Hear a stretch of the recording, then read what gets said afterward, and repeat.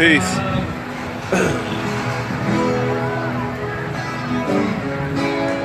Over here in Canada. But I wanted to take a moment and build with y'all about one of our lessons. Find a spot to sit down real quick. But yeah, I wanted to just build briefly about who are the 5% of this poor part of the planet Earth, which is our 16th degree in a set of our lessons called the 1 to 40s. Oh, wow.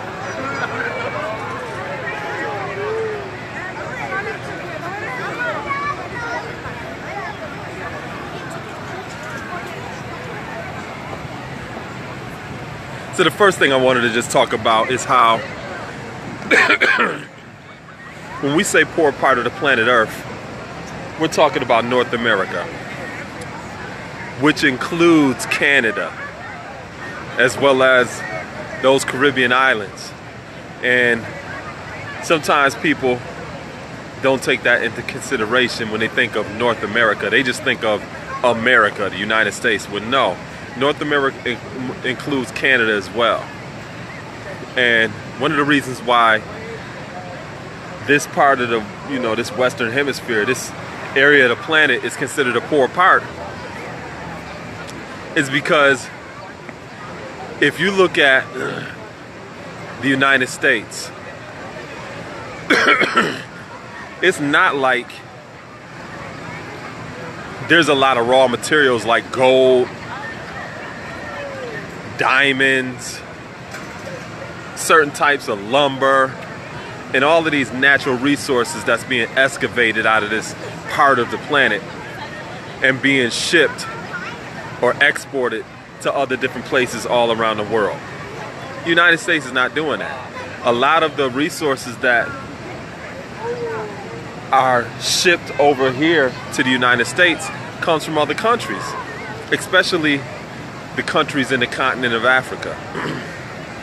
So one of the reasons this particular part of the world is called the poor part is because it's not like there's a lot of natural resources that are being exported from this particular place to other places around the world.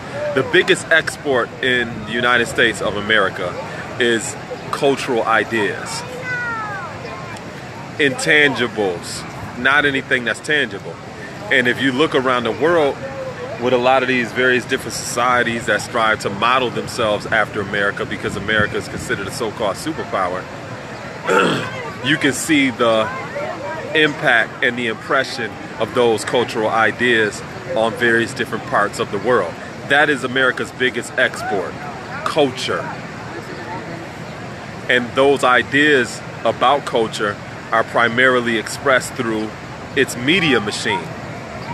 It's not a bunch of natural resources that's being shipped out of America to all of these other places in the world. So that's the first thing to keep in mind. We say, who are the 5% of this poor part of the planet Earth? We're talking about those who are defined as 5%ers here in the wilderness North America, which includes the Caribbean islands as well as Canada. We're talking about those who have knowledge of self that are in these particular areas. So the answer to that lesson is they are the poor righteous teachers who don't believe in the teachings of the 10%, who are all wise and know who the true and living God is, who teaches the true and living God as the Son of Man, supreme mean black man from Asia, teaching freedom, justice, and equality to all the human families of the planet Earth, otherwise known as civilized people, also Muslims and Muslim sons. So let me break that down in sections. The first part of that lesson says they are the poor righteous teachers. Some people think that that means a 5%er is poor. That we take some type of oath of poverty, like certain people around the world, especially in the East, or maybe you see people take these oaths of poverty that are in monasteries or something. We ain't talking about that. So when we say poor righteous teachers, we're not talking about people who have taken some oath of poverty. We're talking about teachers that are righteous, whose main demographic are the poor. Again, we live on the poor part of the planet Earth. So when you look at this capitalistic system, it's based upon the model of taking advantage of those who are weak, those who are vulnerable, those who have less, in order for those at the top to make more for themselves. And when you look at that and you think about it, when the second part of that lesson says the 5% don't believe in the teachings of the 10%, what are the teachings of the 10%? The 10% are the rich slave makers of the poor, who teach the poor lies to believe that the almighty true and living God is a spook in the sky that can't be seen by the physical eye, otherwise known as blood suckers of the poor. Capitalism, crony capitalism. That is the philosophy, that is the perspective of the 10%. That is what they teach. So when we say we are the poor righteous teachers, or the 5% are the poor righteous teachers, what that's saying is the main demographic, or those who the 5% are striving to reach, are the poor. In order to want to reach the poor, you have to have a sense of righteousness. You have to be just and fair about what you're doing. But when you look at the capitalistic model, when you look at the teachings of the 10%, who are about blood sucking the poor, who are about making themselves rich off the labor of other people, who are about teaching lies, none of that is just. So in order to actually be considered a 5%, you have to be righteous. And the main demographic who you are striving to teach are the poor.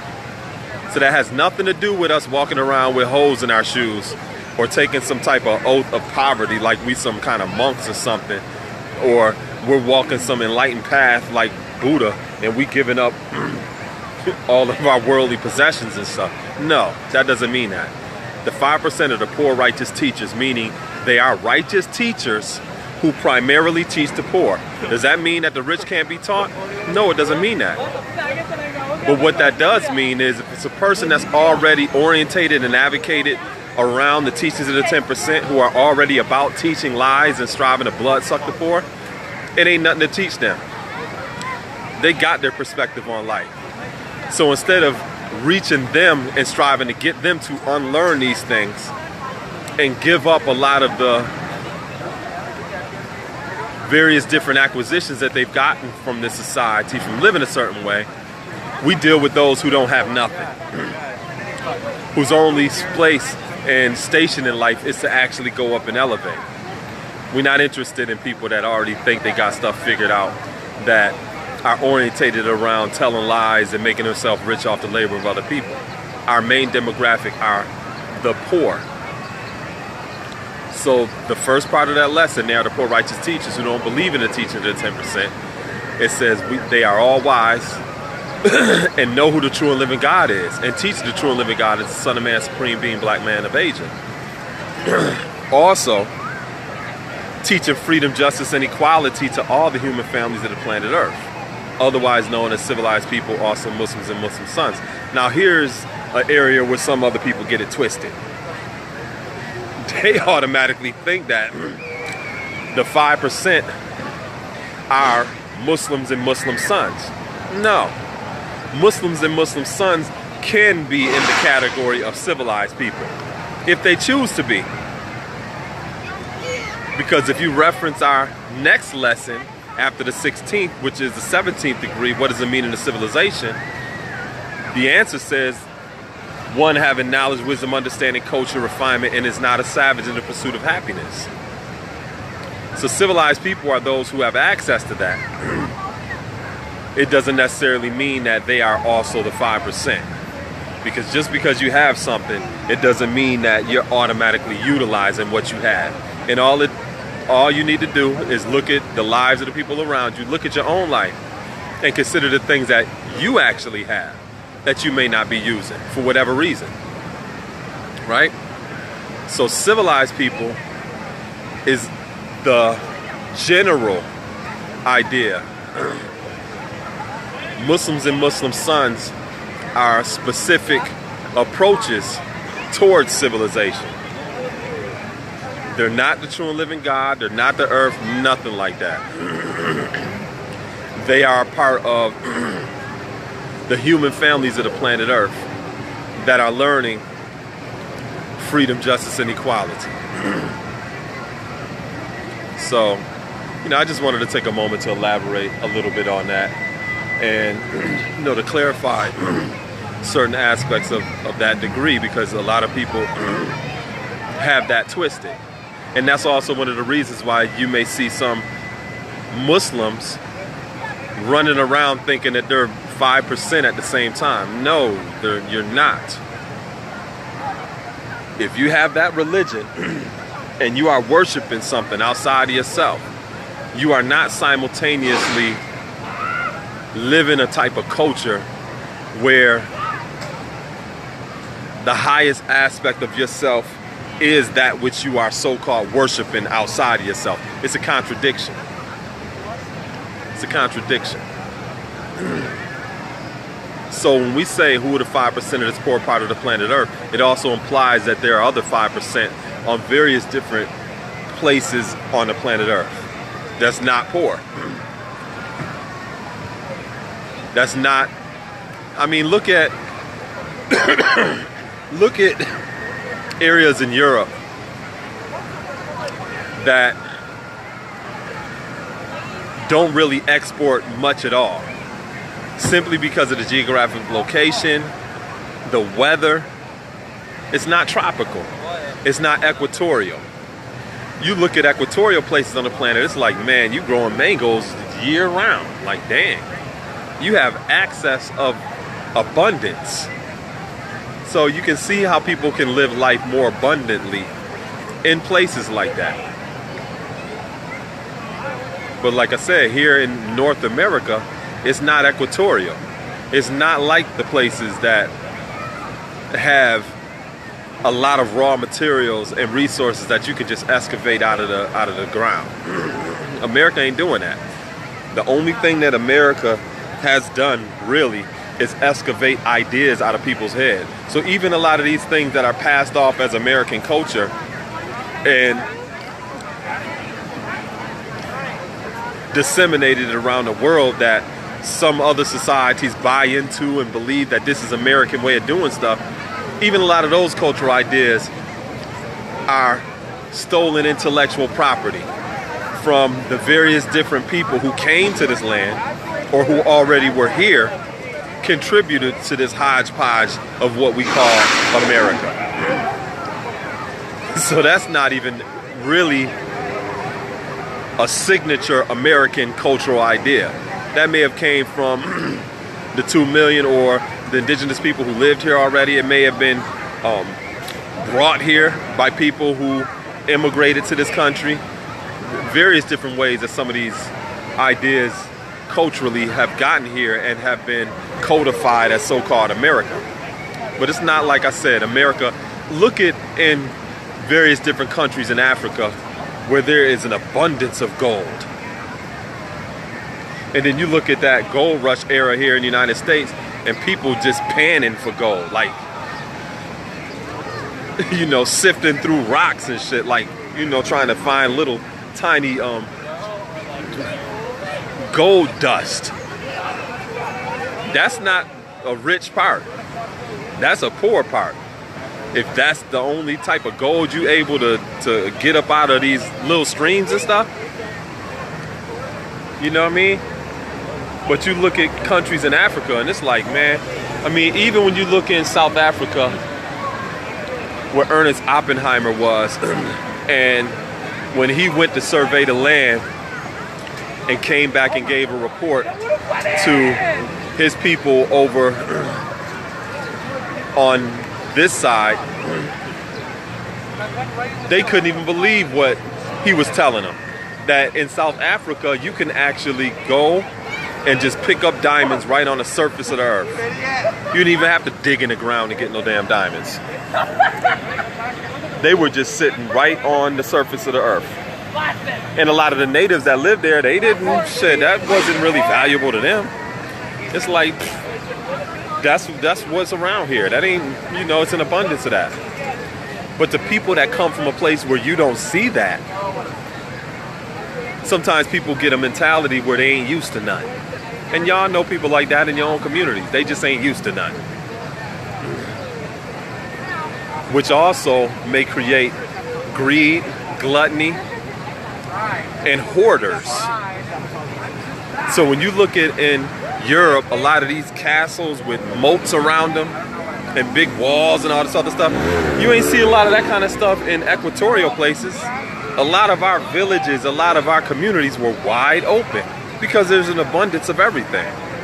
You look in Europe, big tall walls, moats and drawbridges gotta be let down. Like, damn, y'all is like really concerned about people getting your objects because there's not an abundance there. And that is also how people's mindsets become psychologically orientated. It's the same thing that you see a lot of times here in America, where people are so object orientated, materialistic, and rugged individualistic.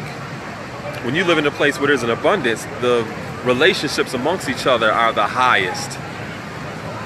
That is what is of most value, not objects, because that's it's all kind of objects around here, you know. So being the 5% on this poor part of the planet Earth requires a different approach in regards to dealing with teaching civilization to all the human families who are living in this environment. Teaching freedom, justice, and equality is a little different than striving to teach freedom, justice, and equality to people that live in a different environment. So that is one of the reasons why that lesson is actually written that way. Why it doesn't just say, who are the 5%? It specifically talks about who are the 5% of this poor part of the planet Earth. And like I said, the first part of that lesson is they are the poor righteous teachers. They are righteous teachers to the poor. The poor is the primary demographic that we are striving to teach. Because we don't believe in the teachings of the 10%. Because if you got people who have already bought into the teachings of the 10%, or who already are striving to emulate and look up to the teachings of the 10%, then that means that to them lies have magnetic. Using and abusing people have magnetic. That's what they're more or less interested in, because they want to capitalize off of people's pain. Take advantage of them, make themselves rich off of their labor. Those are the kind of ways in which people think if they're the 10% or they're looking up to or striving to emulate the 10%. We ain't wasting time on people like that. We want to focus on the people that ain't got nothing. So that is why we are poor righteous teachers. Not saying that we are poor. And if you study the Old English definition of poor, you'll find that it actually means frugal or resourceful. You know? So our approach is the most effective, efficient, economical, and resourceful way of striving to teach the majority of the people who are being easily led in the wrong direction, that are hard to lead in the right direction, that are eating the wrong foods, you know, people who are being taken advantage of and whose blood is being sucked by the 10%. So, yeah, I just briefly wanted to talk about that, you know, while I'm over here. And, you know,